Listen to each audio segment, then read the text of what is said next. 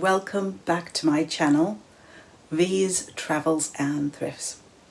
Today I wanted to sit down and have a bit of a chatty vlog today, just to share a more personal side to me with you all. Someone recently asked me why I always end my videos by saying, be kind to yourself and others. And it really made me think. So I thought I'd open up a little and explain why this phrase means so much to me. I have a condition called fibromyalgia, and it affects pretty much every part of my life. Some of you might already know what this is. You might have it yourself or know someone who's been affected by it. But if you don't, I want to share my personal experience, and just to say I'm not medically trained. This is only my journey. Fibromyalgia is a long-term condition that causes widespread pain throughout the body. But it's not just pain. It also comes with things like muscle stiffness, trouble sleeping, extreme fatigue, brain fog, which makes it hard to concentrate and remember things, headaches, IBS, also feelings like frustration, anxiety, or low mood. These symptoms can change all the time. Some days are manageable, others can be really overwhelming. There's no cure at the moment, but there are treatments that can help manage the symptoms and make things a bit easier to live with. For a lot of people, myself included, getting a diagnosis isn't straightforward.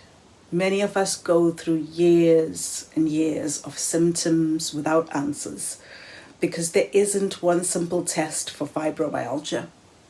And everyone's experience it differently. For me, it started with pain. For years, I tried to treat it physically and like a mechanical issue, looking for supports with joints, seeing chiropractors, changing my diets, trying to improve my mobility. But I was struggling and I could barely walk at times. I found it really difficult to be taken seriously. I even had a GP once tell me that I was sensitive to pain, which honestly stuck with me. The first time I started to get real support was when blood tests showed a very high inflammation markers. At that point, daily life was completely consumed with pain. Every joint hurt, and the medications I was given made me feel constantly drowsy, unable to think clearly. For years, I was trying different treatments, being referred to rheumatology, and that's when things started to make sense. I reached out to a specialist, had a proper consultation, and that's when fibromyalgia was finally mentioned. Since then, I've had support from a pain management team. My medications have been reviewed. I've tried different therapies, and most importantly, I started to understand what was actually happening in my body. But even now, I still have days where I can't do much at all. I was working from home for a while, which helped, but the brain fog made it difficult to perform the way I used to. Eventually, it got to a point where I was recently made redundant. Fibromyalgia can take away the person you used to be, the active, social, independent version of yourself. Now, my body decides what I'm capable to do each day. It doesn't care about to-do lists or deadlines. It's in control. My kids laugh when I forget words, or when they tell me something and I have no memory of it, and I try to laugh with them, but it can be hard. I find myself apologizing a lot for not being who I used to be. And the truth is, the pain I feel is often far worse than I let on. It affects my quality of life more than people see. The fatigue is probably the hardest part. just how exhausting everything can be. And if I'm being honest, I don't always talk about the worst days because I worry about being judged or seen as dramatic or lazy.